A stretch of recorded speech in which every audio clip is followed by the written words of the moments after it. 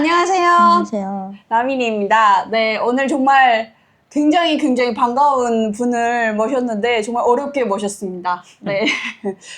저희 채널에 한 2년 전에 효심이가 나왔었는데 효심이 어머니이십니다. 안녕하세요. 네, 안녕하세요. 네, 자기소개 한 번만 부탁드립니다. 네, 안녕하세요. 저는 2018년도에 여기 대한민국에 정착한 이미영이라고 합니다. 반갑습니다. 반갑습니다. 오늘 지금 굉장히 더운 날인데 이렇게 또 귀한 시간 내주셔가지고 너무너무 감사합니다. 요즘에는 계속 실내에만 있다 보니까 밖이 이렇게 더운 줄 몰랐었거든요. 근데 밖에 그러니까. 나와보고 내가 정말 잘못했구나. 좀 시원한 날로 골랐어야 되는데 하고 근데 또 이렇게 와주셔가지고 너무너무 감사드립니다. 네. 전에 효심이가 저희 채널에 이제 나와서 정말 많은 분들의 사랑을 받았었거든요. 아, 그래요? 진짜 많이 컸다, 잘 컸다, 너무 응원한다 이런 관심을 많이 받았었는데 잘 지내셨나요 그동안? 너무너무 행복하게 살고 있습니다. 이만감 나가고 지금 몇 년 되셨죠? 19년도 5월인가? 그때 나가시고. 네, 나와서 6개월 만인가 거기 나갔던 것 같아요. 한국에 오셔가지고 6개월 만에 나오신 네, 거예요? 네. 오, 그러면 지금 한 7년 네, 되신 거네요. 8년 차 타고 있습니다. 근데 그때랑 거의 전혀 차이가 없으세요? 북한에서 고생하다가 와서 그러는지 저 아니라도 한국에 완 사람들은 볼 때마다 다 더 젊어져 보이더라고요. 그쵸. 시간이 약간 거꾸로 흐르는 느낌. 네. 대한민국이 참 좋으니까. 네, 좋습니다. 그럼 오늘 이미영님 모시고 이야기를 한번 이어가 보도록 하겠습니다. 북한을 나오신 건 언제 나오신 거예요? 저희 2018년 6월 26일에 떠나서 7월 27일에 대한민국에 도착했어요. 한 달 만에 네. 도착하신 거네요. 그러면 북한에 계실 때는 어디서 사셨고 어떤 일을 하셨는지. 북한에 있을 때 저희 집은 양강도 해산이라고요. 압록강 연선 옆에서 살았어요.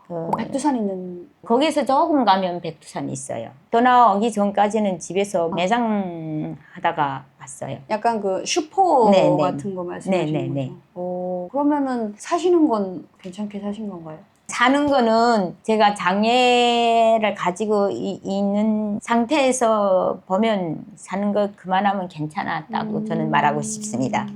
한국보다 이제 북한은 장애가 있으면 훨씬 더 좀 어렵지 않나 싶은데. 어렵죠. 북한에서 살 때는 생각 못 해봤는데 참 고마운 사람이 생각되는 분이 있거든요. 그거는 누군가면 초등학교 담임 선생님이에요. 북한에는 9월 1일부터 학교 개교하면 이 동네 사람은 몇 반, 저쪽이 동네 사람은 몇 반 이렇게 하고 학급에 들어가잖아요. 들어가는데 우리 딸이 붉으니까 못 가오 하면 담임 선생님이 와서 보고 다리 못 쓴다. 그러면 교장한테 가서 그 집 아이 다리 못 쓴다 하면 오케이 하고 학교 부르지 않았어요. 그러니까 제가 원래 7살에 학교 들어가는데 저는 9살 되는 해에 그러니까 지금 2년째 지금 계속 못 보낸다니까 다른 선생님들은 오케이 하고 안 찾았거든요. 그러니까 우리 부모들은 학교를 안 보내려고 생각했는데 그분은 우리 집에 와서 우리 어머니한테 다리가 못 쓸수록 배워야 된다 하면서 나를 직접 업고 학교 가게 된 거예요. 그러면서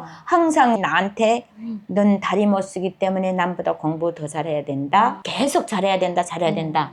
그러면서 초등학교 졸업하고 고등학교 갈 때도 담임 선생님 나한테 부탁한 게 있거든요. 어디에 가든 아는 게 힘이기 때문에 무조건 공부를 해야 된다 해가지고 고등학교 가서는 선생님 말을 계속 머릿속에 되뇌면서 난 공부해야 되면 계속 공부했거든요.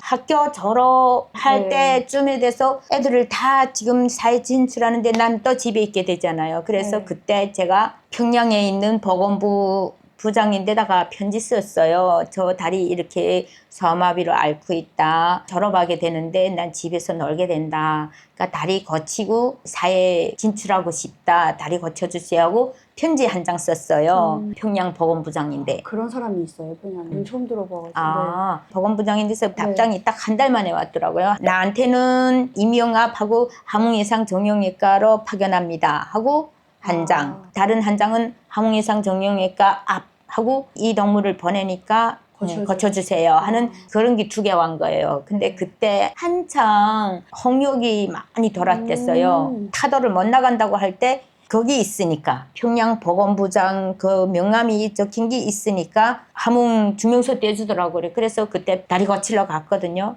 다리 거칠러 한 2년 동안 다녔어요. 내가 19살에 졸업했는데 2년 동안 다리 거칠러 다녔는데 아, 난 다리 못 거치는구나 하는 생각이 계속 들더라고. 그리고 거기 가면서 또 한 분이 나를, 그분도 나처럼 다리 그린 사람이 지금 다리 거치러 왔잖아요. 근데 나보다 나이 우회인데 그분은 집에서 미싱을 한대요. 그러면서 너 미싱 배워라. 미싱 배우면 그래도 우리 먹고 사는 건 괜찮다 하면서 자기 배운 책을 나한테 준 거예요. 제가 그 책을 넣고 옷 만드는 거 배웠고, 북한에서 고마운 분은 우리 초등학교 때 담임 선생님, 그 다음에 졸업하고 갈팡질팡 할 때 너 재간을 배워야 된다 하고 가르쳐 준 분.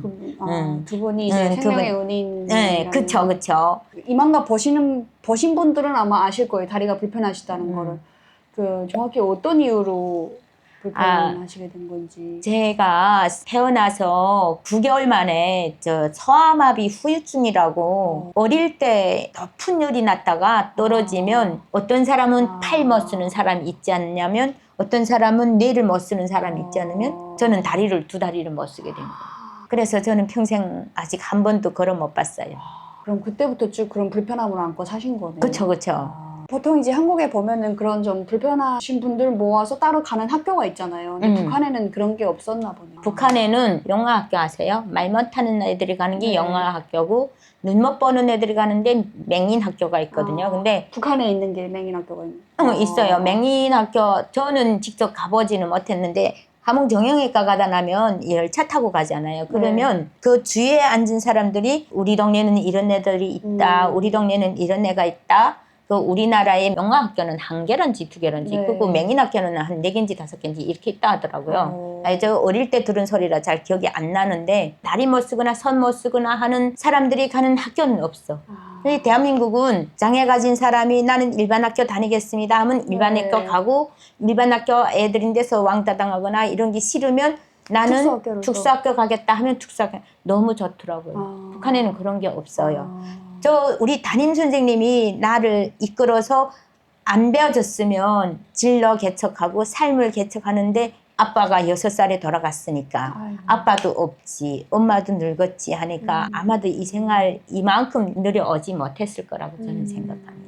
그분은 정말 대단하신 분이시네요. 네. 그러면 그렇게 학교 졸업하시고 봉제 일을 시작하신 거네요. 네네. 봉제 일을 하면 어떤 일을 할 수가 있어요, 북한에서는? 저도 이제 봉제로 외국에 나가긴 했지만 저는 집에서 사람들이 양복지 천을 가져오면 제가 설계해가지고 제가 만들었어요. 양복을 만드신 거예요? 그럼 재단이랑 다 하신 거예요?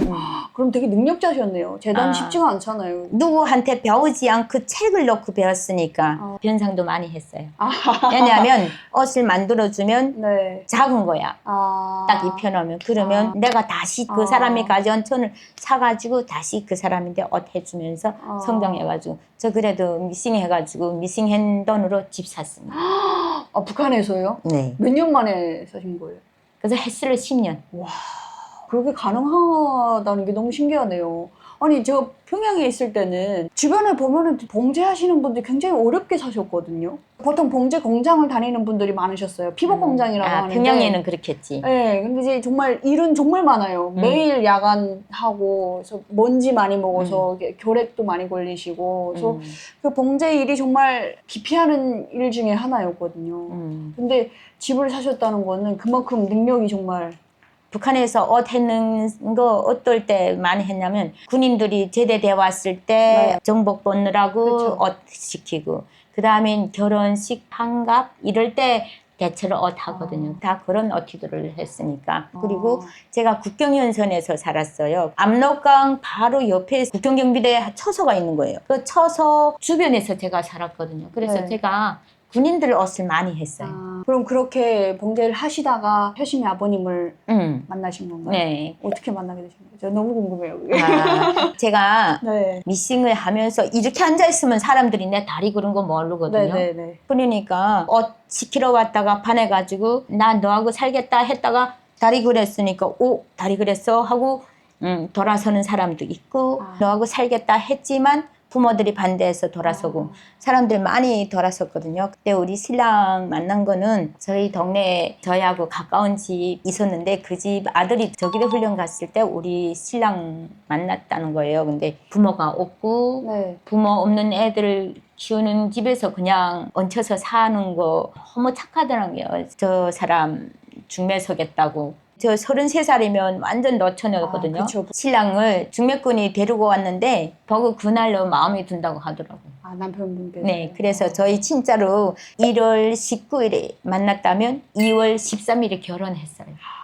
그러니까 남편분도 부모님 안 계세요. 안 계시고 그런 다른 집에 얹혀 사실 정도로 그러다가 이제 중매 서시는 분이랑 저기대 나가서 알게 된 거고 이제 중매 서시는 분이 소개를 해주신 거고 네. 첫눈에 반하셔서 2월 13일에 결혼식하고 11월 달에 애 낳고. 너무 달달하네요. 제가 그때 이만갑에서 너무 남편분 와 진짜 저런 남자 없는데 저는 우리 부모도 그래 우리 가까운 사람들 다 우리 신랑하고 사는 거 다 반대했어요. 왜요? 너 다리 그런데 저 사람이 평생 살 것 같으냐. 다리 그런데 비슷한 사람하고 살지 왜 저런 사람하고 살겠다 하냐.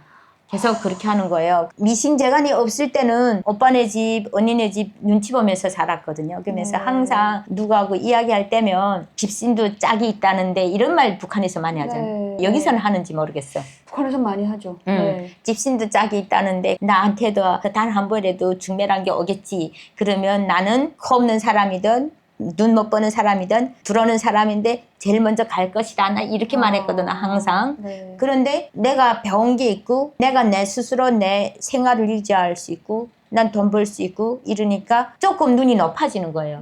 자신감이 생기니까 그런 사람 눈에 안 들어오는 거예요. 근데 결국에는 그렇게 포기하지 않으신 게 오늘의 이미영님을 만드신 게 아닌가 싶어요. 그냥 그때 들은 말 그대로 솔직히 되게 상처되는 말이긴 한데 에이, 뭐 어쩔 수 없지 뭐 이렇게 받아들이셨다면 오늘은 없지 않았을까. 오늘은 없죠. 네. 우리 남편하고 만날 때도 우리 선생님이 또 힘을 주신 거예요. 우리 선생님이 북한의 공산지 미풍대라는 거 하는 거 아시죠? 공산지 미풍대라는 거 할 때 1차 때 우리 선생님이 가신 거예요. 우리 선생님이 다리 못 쓰는 애를 얻고 배워주고 그 후에도 2명인가 3명인가를 계속 가르쳐줬대. 그래가지고 그분이 공산주의 미풍대 선정자로 돼가지고 미풍대에 참가했어요. 근데 오셔가지고 부모들이 반대한다 하니까 공산주의 미풍대에 가보니까 선생님은 너무나 한 일 없이 거기에 참가했더라. 진짜 멋있는 분들이더라. 영예군인들 남편, 아내들이 많은데 진짜 장애 가져도 그런 사람들이 비장애 나고 산다고 너도 그럴 수 있다고 그러니까 부모님들이 말을 듣지 말고 선생님은 너를 믿으니까 내가 생각한 대로만 지금처럼 살면 된다고. 그때도 그렇게 용기 주셔가지고. 그 선생님은 지금도 북한에 계시는 거예요? 저희 올 때는 있었어요. 신랑 만나가지고도 우리 선생님네 집에도 계속 오기 전까지도 다녔어요. 올 때까지는 계셨습니다. 남편분 만나시고 사시다가 슈퍼를 하시게 된 거는?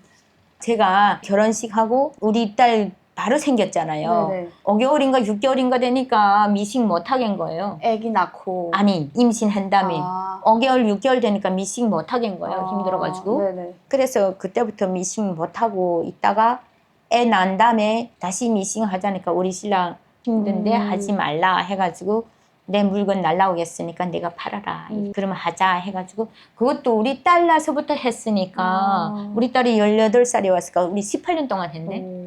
보통 이제 평양에도 보면은 반지하 같은 데 사시는 분이 집에 이제 베란다 하나를 해가지고 거기를 약간 슈퍼처럼 이렇게 꾸며놓고 하시는 분들이 있었거든요. 그렇게 하신 거예요? 우리는 한동에 5집인데 평양에는 모르겠지만 우리 양강도는 추우니까 5집에 무조건 창고 있었어요. 그래서 창고에다가 만들었어요. 창고에 만들어서. 장사는 잘 됐었나요? 장사도 해서 저는 잘 벌었습니다. 왜냐면 어쨌든 제 말 잘하잖아요. 그렇죠. 네, 손님 잘 끄실 것 같아요. 근데 사람들이 우리 동네 한 100가구 되는데 가게가 한 5개가 있었거든요. 근데 거기서는 군인들이 나와서 술도 마시고 이렇게 했거든요. 근데 항상 하는 소리 뭐라고 했냐면 아마 이 동네 쪽으로 제일 잘 파는 집은 효시민의 거다 이러는 거예요. 왜 하기라면 효시민만은 물건을 팔 때 파는 사람인지 사는 사람인지 모르겠대.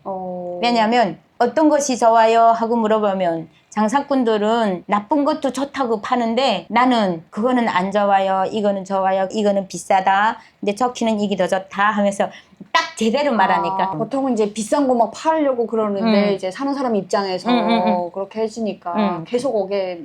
제가 제일 잘 팔렸다고 저는 장담을 합니다. 왜냐하면 다른 사람들은 다 장애인이 아니야. 근데 나는 장애 가졌어. 나는 다리 못 쓰니까 뭐 팔아도 그냥 앉아 있어야 되고 팔아도 앉아 있어야 되고 하니까 나는 24시간 자리를 안 비우는데 다른 매장은 막 팔릴 때는 좋지만은 네. 사람이 없을 때는 성질 나잖아요. 네. 우리는 마지막에 했어. 미리 시작했고 제일 나중에 시작하시고. 나중에 내가 시작. 그러니까 단골들이 다 여기 더 많지 나는 안 많거든. 근데 단골 손님들이 자기네들 갔다가도 없으면 돌아왔었네 안 돼서 하는 거야. 네. 24시간 자리 지키고 있으니까 효시민의 매대는 아무 때 가도 있지? 이런 개념이 있어가지고 사람들이 우리 집에 많이 왔던 것 같아요. 이게 지금 한국도 다르지 않아요? 뭔가 계속 언제 가도 있으면은 그냥 자동적으로 그 집은 항상 있으니까 이렇게 가게 되는데 맞아요. 어찌 보면 한우물만 꾸준히 파신 게 비결이 아닌가 싶은데 그러면 그렇게 장사도 잘 되고 괜찮으셨던 것 같은데 탈북하시게 된 이유가 어떻게 될까요? 저희 이만갑에서 다 말했던 건데. 네, 그래도 이제 이만갑 못 보신 분들도 많으시거든요. 그래요? 네. 했던 소리 또 해도 괜찮은가요? 아유, 네, 얼마든지요. 여기는 예상이 없는데 북한에는 예상이 엄청 많아요. 그렇죠, 많죠. 저 북한에서 아마 여기 한국 돈으로 1,000만 원 돈 못 받고 왔을걸요? 한국 돈으로 1,000만 원이요? 응. 10년 동안 예상했으니까 적어 놓는 거야. 무슨 누구 얼마 누구 얼마 이렇게 적어 놓는데 그걸 안 주는 거예요. 근데 가져간 사람이 돈 달라고 하니까 우리 신랑하고 싸움 붙은 거야. 자전거 끌고 뭐 싣고 지나갔어. 그래서 향기 아버지 제가 찾았거든요. 근데 이 사람이 분명히 들었을 거예요. 들었는데 효시민만 말하면 분명히 돈 달라는 소리 할 거다. 이렇게 생각하고 그냥 지나간 거야. 그러니까 우리 신랑 거기서 빨래를 널고 있었거든. 근데 지금 내가 찾는데 내 말을 쌩까고 싹 지나가니까 향경이 아버지 하고 찾은 거야. 우리 신랑이 찾았어. 네. 그러니까 딱 돌이다 보는 거야. 왜 효시민만 말하는 거는 말 같지 않냐고. 왜 효시민만 말할 때는 안 들어봤냐. 이렇게 하니까 얘는 또 얘대로 야 내 못 들었다 하면서 그러면서 우리 신랑하고 둘이 딱 붙기 시작한 거야. 근데 우리 신랑 키 크고 그 사람 키 작으니까 자기 질 것 같으니까 집에 가가지고 이런 오토바이 서클하면 알겠는지 모르겠는데 이런 하나 세막대기 있잖아요. 이런 거 들고 뛰어오는 거야. 근데 우리 지금 어디 나가려고 하는 준비 중에서 세탁을 널어놨던 거 도적이 많으니까 이거 빨래 다 걷어들이고 가자 하고 나는 오토바이에 서 있고 우리 신랑은 빨래를 걷었어. 네. 근데 막 쇠파이브 들고 오니까 오토바이를 딱 그 사람이 칠 것 같은 거야. 그래가지고 나는 내 오토바이 살리겠다고 내가 막 막은 거예요. 나는 내가 막으면서 나를 안 친다고 생각했지. 그 우리 신랑 여기 섰고 내 여기 섰는데 우리 신랑 머리를 빵 치고 우리 신랑 머리에서 피 터지고 그 다음에 내 여기 맞은 거야. 그거 무거우니까 우리 신랑 딱 치고 거기 떨어지면서 내한테 맞았는지 모르겠는데 그거 맞아가지고 나 저 여기 팔이 이만큼 뚝 부러졌잖아 여기. 이 흉터가 아직도 그 흉터인 거예요? 수술하고 한 달 만에 저희 여기 왔거든요. 근데 그 사람 제정신 아니네요. 아니 그러다 사람 죽을 수도 있는데. 그러니까 나는 딱 넘어지는 순간에 팔이 훌 날아가는 줄 알았어. 팔이 탁 날아가는 감이나 그러니까 뼈 붙었던 게 뚝 떨어지니까 내 팔이 뚝 떨어져 나간 것처럼 보이더라고. 그래 엄마 나 팔이 저기 날아갔다 하니까 옆에 사람들이 나보고 팔이 있다는 거야. 제창 병원에 갔거든요. 그 우리 신랑 비 터진 상태로 오토바이 끌고 병원 갔는데 부러졌다는 거예요. 그러니까 우리 맞은 사람의 입장이니까 분명히 법원에 갈 거잖아요. 그쵸. 보안원인데 갔거든. 가서 신고하고 그 다음에 내 수술해야 되니까.